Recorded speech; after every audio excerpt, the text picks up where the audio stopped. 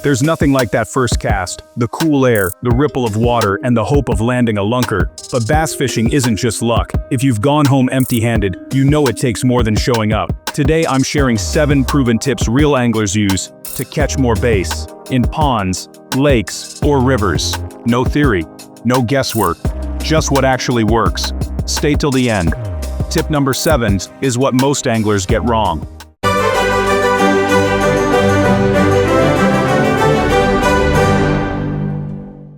Grab your rod, settle in, and let's get you catching more bass. Most anglers think the whole lake is full of bass, and it's easy to imagine that you can just cast anywhere and get a bite. But the truth is, bass are not scattered everywhere. They're strategic, and they pick their spots carefully. If you want to catch more fish, you need to understand how bass behave and where they like to hide.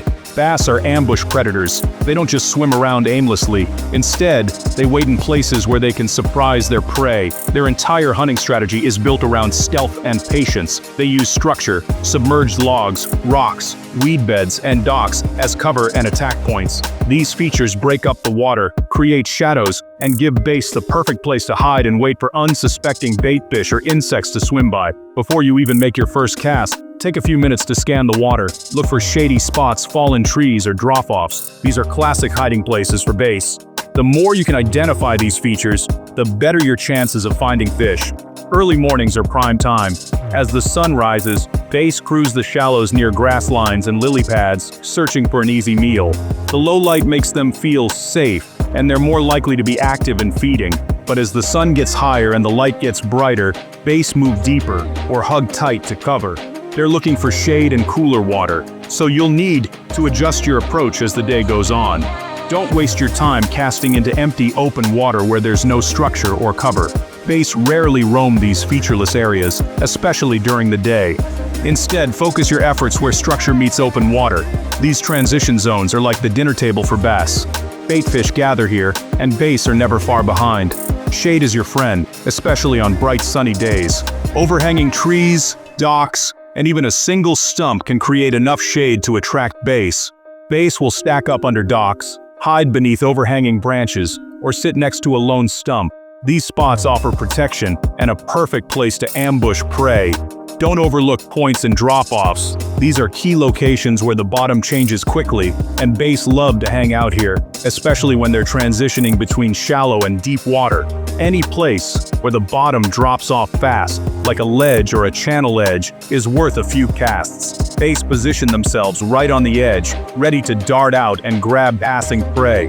When you find a productive spot, mark it on your map or GPS. Good spots often hold fish again and again, so keeping track of them will pay off trip after trip. Over time, you'll build a mental map of the lake's best bass hideouts. If you're fishing from the bank, don't just pick a random spot. Look for bends in the shoreline, clusters of rocks, or fallen branches. These features break up the current and provide cover for bass. Take your time, walk the bank slowly, scan with portable electronics if you have them, or just watch the water for a few minutes. Sometimes you'll spot bass cruising or see bait fish scattering. Both are good signs. Locating bass is half the battle. Use every tool at your disposal. Maps, electronics, and even polarized sunglasses to cut the glare and spot fish or structure below the surface. Once you find the right spot, your chances of hooking up skyrocket. It's all about putting your bait where the bass actually live, not just where it's easy to cast. Don't just fish, hunt for those ambush points. Move quietly, approach with stealth, and make every cast count. The more you think like a bass, the more you'll catch. That's how you start catching more bass. Remember, it's not about luck. It's about finding the fish before you even make your first cast. Take your time, study the water, and you'll be rewarded with more bites and bigger bass. Walk into any tackle shop and you'll see hundreds, sometimes thousands of lures in every shape, size, and color imaginable. It can be overwhelming, especially if you're new to bass fishing or just looking to try something different. But here's the thing, not every lure is right for every situation. The real secret to catching more bass isn't just about picking the flashiest lure on the shelf. It's about understanding how bass see and sense their prey in different water conditions. Bass are predators that rely heavily on vibration and contrast to hunt. Their lateral line helps them detect movement and vibrations in the water, even when visibility is low. So, when you're choosing a lure, think about how it moves and how it stands out against the background of the water. The key is to match your lure to the water you're fishing, not just what looks good to you in the store. What works in one lake or river might not work in another, especially if the water clarity changes. In clear water, where bass can see well, natural colors like green pumpkin, watermelon, or shad patterns are your best bet. These colors mimic the real prey bass are used to seeing, making your lure look like an easy meal. Subtle, lifelike lures with realistic finishes and gentle movements tend to get more bites in these conditions. The goal is to blend in and not scoop wary fish. But when you're fishing in muddy or stained water, it's time to go bold. Bright colors like chartreuse, solid black, or even bright white really stand out and help bass locate your bait when visibility drops. In these low visibility situations, bigger lures with more action like wide wobbling crankbaits or vibrating jigs create more disturbance and make it easier for bass to find your bait. The extra movement and noise can be the difference between a slow day and a great one. Size matters too. Always try to match your lure to the size of the bait fish you see in the water. If the bass are feeding on small shad, use a smaller lure. If they're chasing big bluegill, don't be afraid to size up. Pay close attention to what the bass are actually eating. Are they chasing shad, bluegill, or maybe crawfish? Try to match not just the color, but also the action and profile of your lure to the local forage. This can make your presentation much more convincing. When the water is especially murky or there's a lot of wind and chop, rattling crankbaits and noisy topwater lures can be game changers. The sound and vibration they create help bass zero in on your bait, even when they can't see it clearly.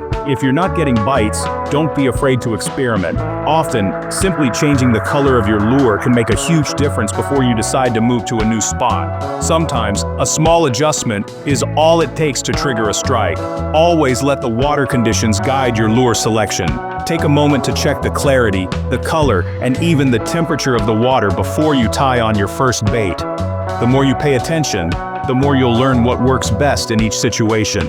Remember, matching your lure to the water and the conditions isn't just a tip, it's a proven strategy. Do this consistently, and you'll find yourself catching more bass, more often, no matter where you fish. Most anglers reel in too fast, but bass aren't always in a chasing mood. A slow, steady retrieve catches more fish, especially when the bite is tough. Cold water, early mornings, and pressured lakes call for a slower approach. Try dragging a worm or jig along the bottom, pausing every few feet. Let your lure sit. Sometimes, that's when a bass will strike. Stop-and-go retrieves can trigger reaction bites from inactive fish. Watch your line closely. Bites can be subtle, just a tick or a line that moves. Set the hook at the first sign of anything unusual. Start slow and only speed up if you're not getting bites. Slow it down, add pauses, and watch your catch rate climb. When it comes to bass fishing, one of the most overlooked yet crucial factors is depth. Many anglers focus on lures, colors, or locations, but forget that the depth at which you present your bait can make all the difference between a slow day and a successful one. Understanding how depth affects bass behavior is key to consistently catching more fish. Bass are constantly moving up and down in the water column. Their position changes throughout the day, influenced by factors like time, weather, water temperature, and even the season. Sometimes they'll be just beneath the surface, while other times they'll be hugging the bottom in deeper water. If you're not getting bites, don't be too quick to move to a new spot. Instead, try changing the depth you're fishing at. Sometimes just a small adjustment can put your lure right in front of a hungry bass. In the early morning and late evening, bass often move into shallow water to feed. The low light makes them feel safe, and baitfish are more active near the surface. As the sun rises higher in the sky, bass tend to slide into deeper water to find cooler temperatures and avoid bright light. This daily migration is a pattern you can count on. On hot sunny days, bass will often seek out the coolest, deepest water they can find. Targeting these deeper areas can be the key to getting bites when the surface is warm and quiet. After a rainfall, conditions can change quickly. The influx of fresh, cooler water and increased oxygen can draw bass back into the shallows, especially if baitfish are present. To cover different depths effectively, use a variety of lures. Crankbaits are great for probing mid-depths. Texas-rigged worms can be worked along the bottom, and jigs excel at targeting both shallow and deep structure. Don't underestimate the impact of small depth changes. Even a difference of just a foot or two can mean the difference between no bites and a flurry of action. Use a depth finder or pay attention to the slope of the bottom. If you're not getting any bite, try repositioning your boat or casting to slightly deeper or shallower water. Sometimes, bass are holding just outside your current range. Focus on fishing the edges, those transition zones where shallow water drops off into deeper areas. These spots are natural highways for bass as they move between feeding and resting areas. Bass love these transition zones because they offer quick access to both shallow and deep water, making them ideal ambush points for feeding. So remember, finding the right depth is often the secret to finding the bass. Pay attention, experiment with your presentation, and you'll increase your chances of landing that trophy fish. Your gear should match your environment, not your ego. Start with a medium-heavy rod, 6.5 to 7 feet long, paired with a quality reel. Use braided line, 30-50 lb for heavy cover.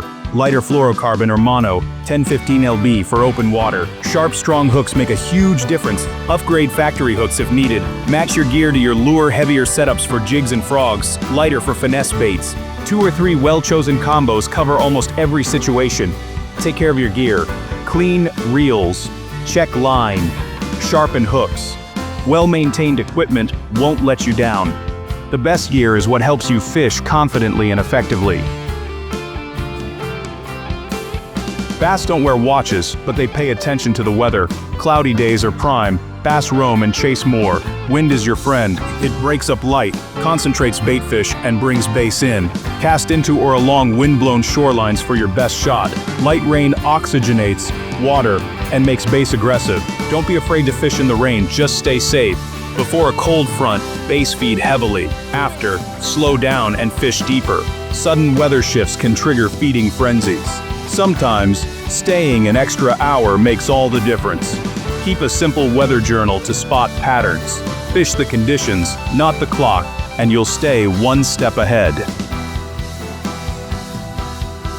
Here's the tip most anglers overlook. Confidence. Believing in your lure, your spot, and your technique makes a real difference. Pick 1 or 2 lures you trust and learn them inside out. Confidence leads to patience. You'll fish slower and pay more attention. Most big fish are caught by anglers who believe they'll catch them. Don't let a slow start shake you. Confident anglers adapt and keep casting with purpose. Trust your instincts and fish spots thoroughly. Learn from every trip and stack up small successes. Enjoy the process. That's when the big ones bite. That's it. 7 real-world bass fishing tips to put more fish in your boat and on your line. It's not about fancy gear. It's about understanding bass and fishing smart. These tips aren't just theory, they flat out work. If these helped you, hit like, subscribe, and comment bass below. Tight lines, and I'll see you on the water.